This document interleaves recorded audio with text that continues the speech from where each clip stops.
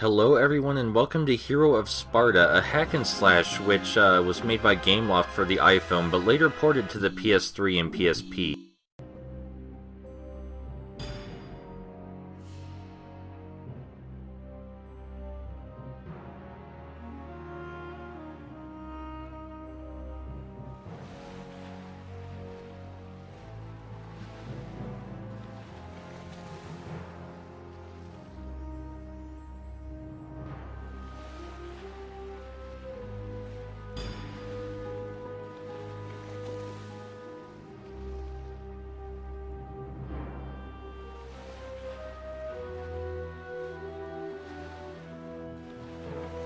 If only we could count how many adventures started by washing up on some unknown island. We are replaying the game in a new game plus mode called Heroic Mode, which is more difficult than the normal difficulty but allows us to keep all of our weapons and armor, meaning I have all of the weapons and I have all of them fully upgraded, which is a good thing. This game fancies itself as a God of War clone, and it's rather shameless about that. We use square for light quick attacks and triangle for heavy slower attacks. If we manage to chain 10 hits together successfully, we get a boost in our attack power, though it's hard to use this before the boost disappears, as it only takes a few seconds to go away.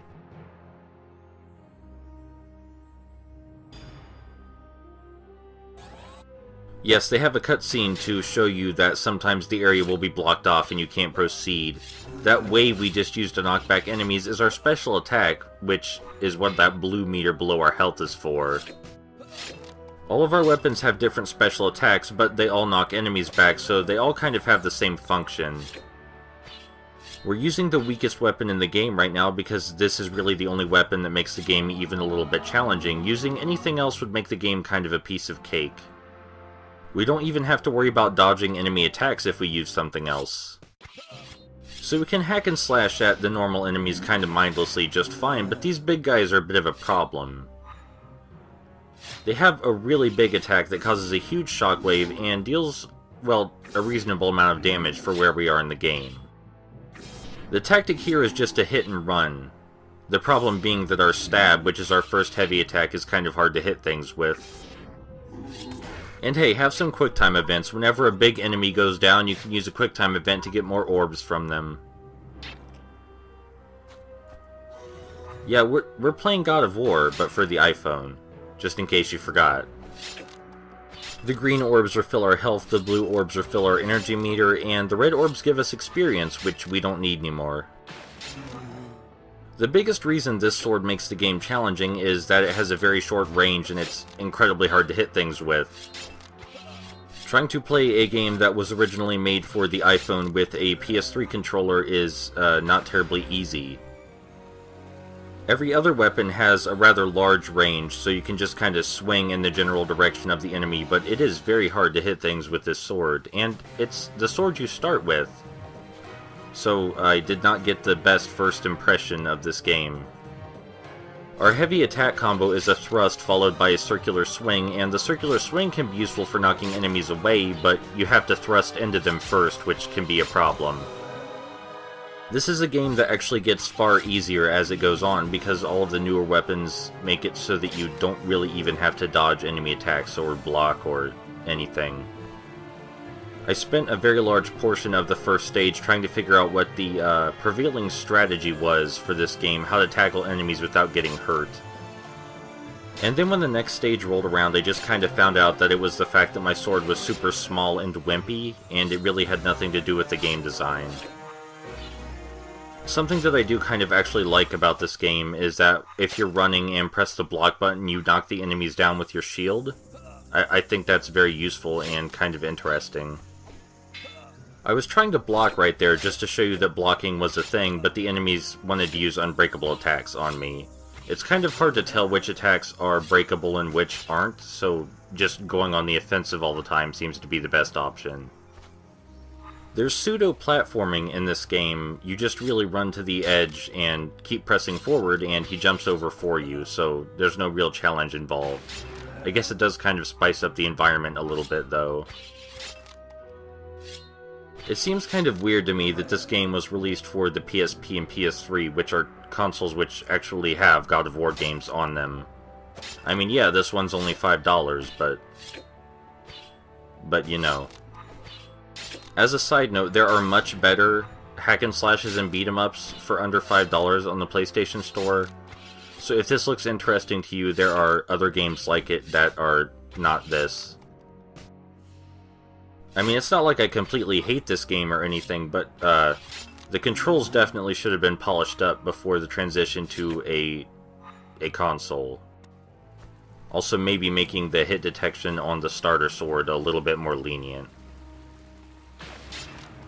I don't really like to bash a game's controls because it's kind of difficult for you to see what the game controls like, and it's very easy for someone to lie.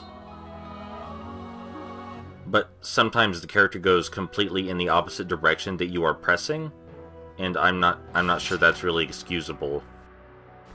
And in other levels, which are less open air than this one, he easily gets stuck on the geometry. Also, sometimes the enemies get stuck in the background, and it's hard to hit them. I'm kind of making this game sound like complete garbage, but I'm really not trying to. This is just stuff that happens in the game, and it's easily reproducible. Like, without trying to.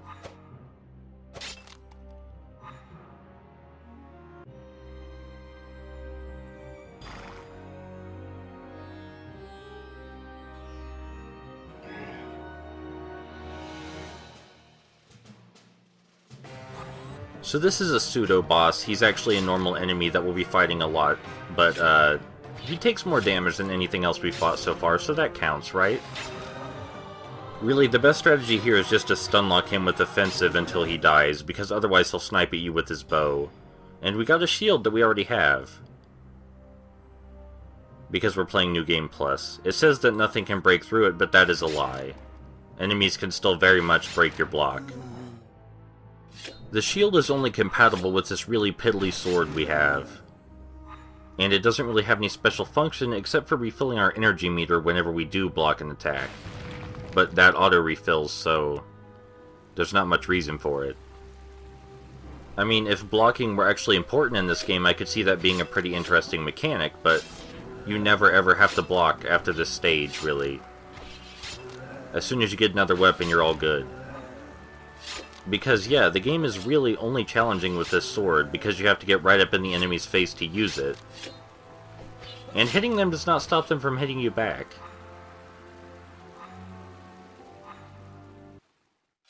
Up here, I try very desperately to activate the health refilling station in spite of not really needing it.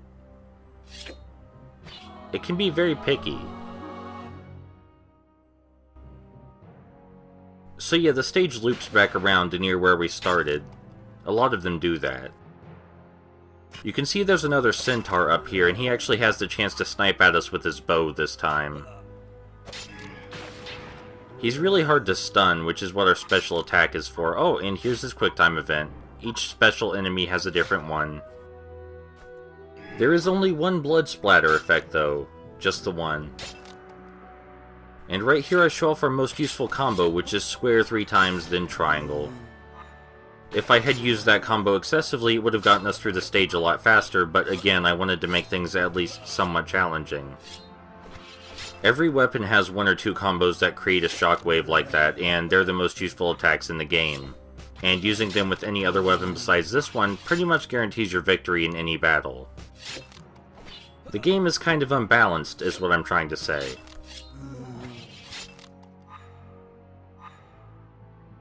And we have to use our special attack to activate these statues for some reason.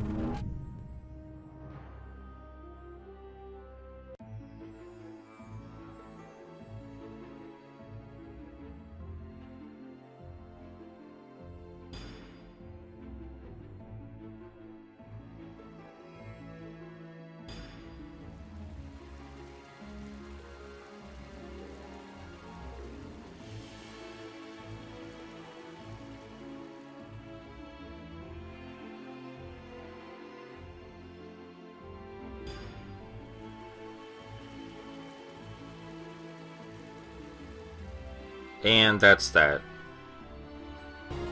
So that was the first stage of Hero of Sparta, which is not a great game. I don't say that lightly, but there's really not a whole lot of game design here at all. I suppose if you wanted a cheaper God of War when this came out, that might have done that for you. But otherwise, I can't imagine what it's for.